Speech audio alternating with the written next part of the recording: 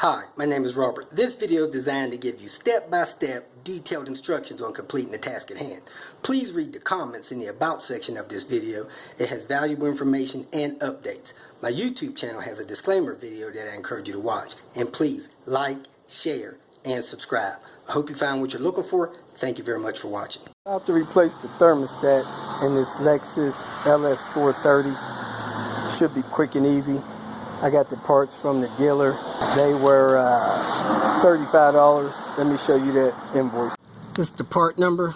This is the LS430. Those are the prices they sold them to me at. That gasket, man, that thing's expensive. That seemed like a nice heavy duty gasket. I'm a strong believer in getting parts from the dealer or sourced to the dealer, because you want the part that they had in there, not some cheap knockoff for 12 bucks.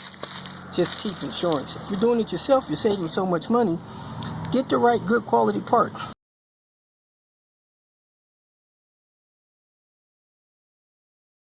you want to do is go in here, pop the hood, pull that, raise the hood.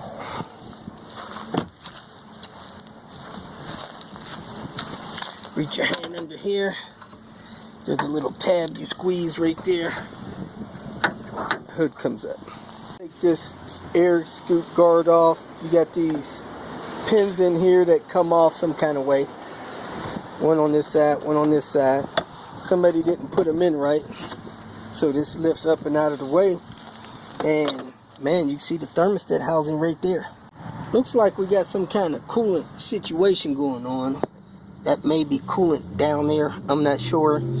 It's probably best to drain a radiator down below this coolant line so that when you take that off, no coolant spills. So let me come down here and look, see if I see a easily accessible drain. If not, we'll just pop the thing loose with these 3 bolts.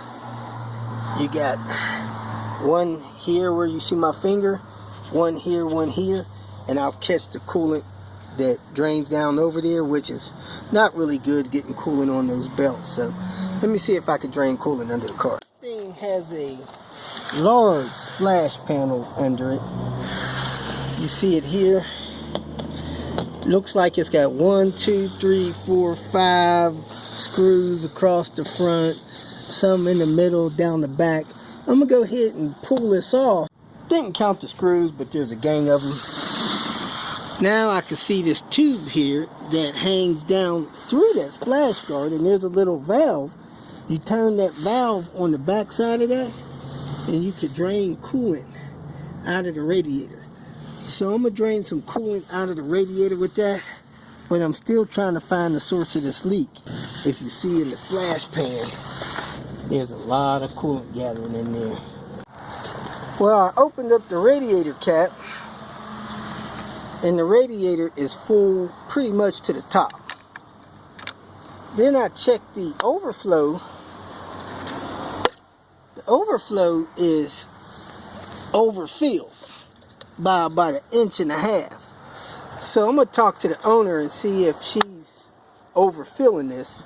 That may be the source.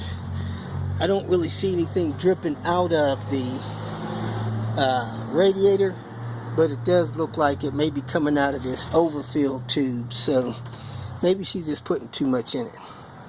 Let me check with them on that. In the meantime, I'm going to open up that drain as much of the coolant as I can into my catch pan, and then I'm going to take these bolts off of here and pull out this thermostat, swap that over. All right, I reached around there, I screwed that out about 4 times, and it is now draining.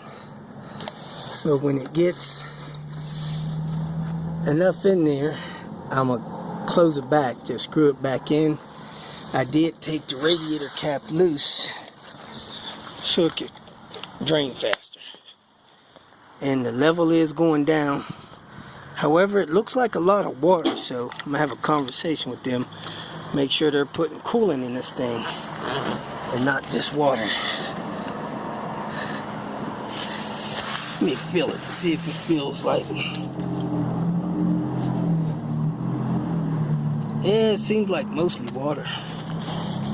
they need to be putting mostly coolant in this thing. I got not quite half full, and I closed off the valve so it stopped. Just snug it down with your hand, and next thing I'm gonna do is put the 12mm on there and remove all 3 of those bolts.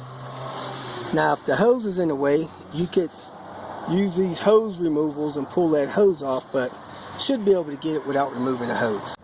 It's best to use a deep 12. Be careful you don't strip that bottom bolt. It's on there pretty tight. Wiggle that out of the way.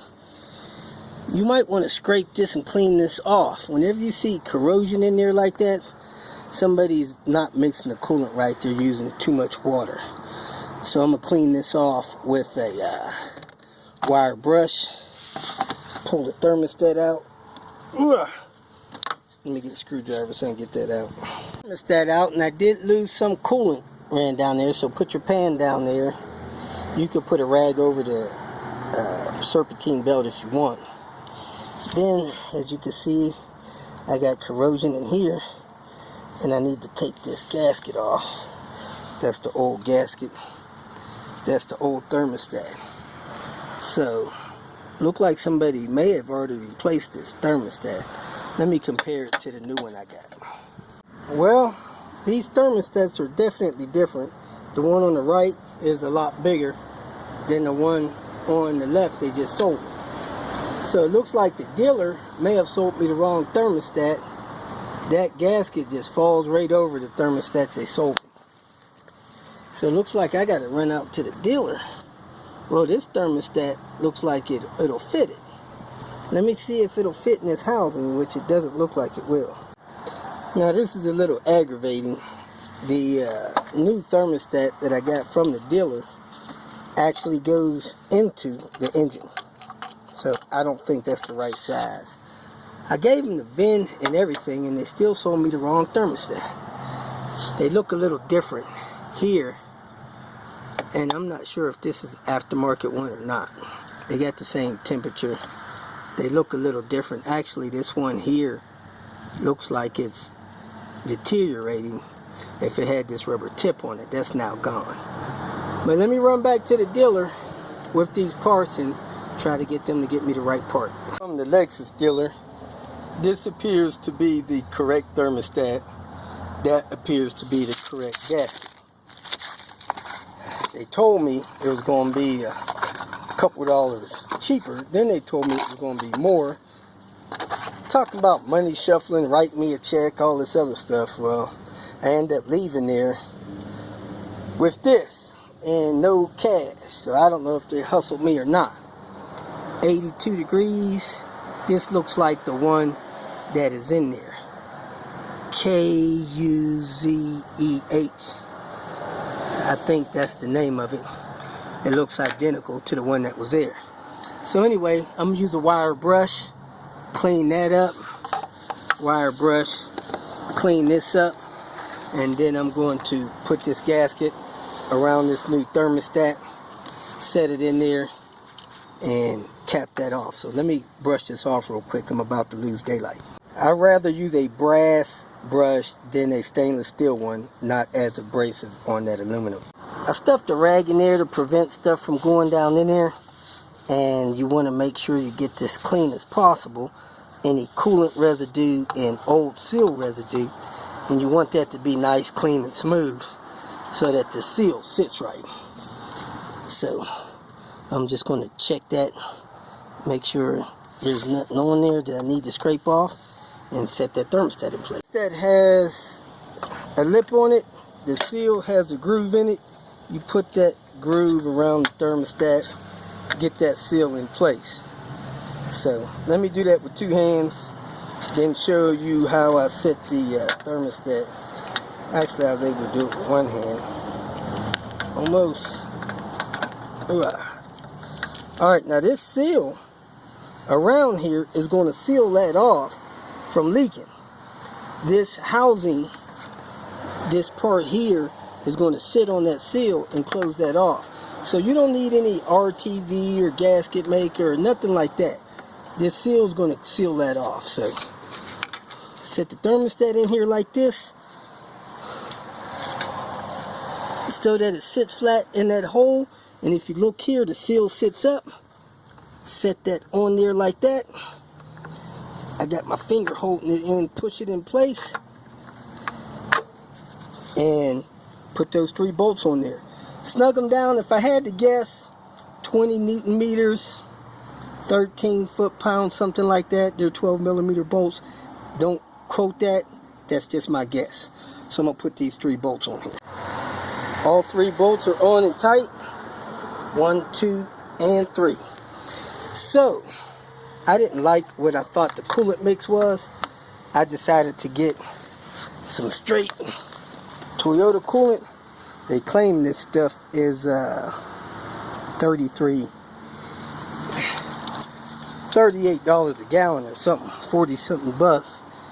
And I don't think this is mixed, but as far as this stuff being mostly water, I should be good pouring this in direct.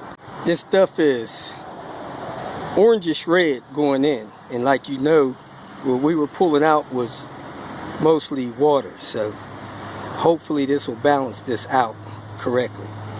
If you feel that this information was useful, please like it and share it with your social media friends. You can subscribe to my channel so that you will get notifications of future videos that I post. You can follow me on Twitter, and if you need to contact me directly, please visit my website. And if you have any questions, leave them below, and someone or myself will reply to them. Again, thank you very much for watching.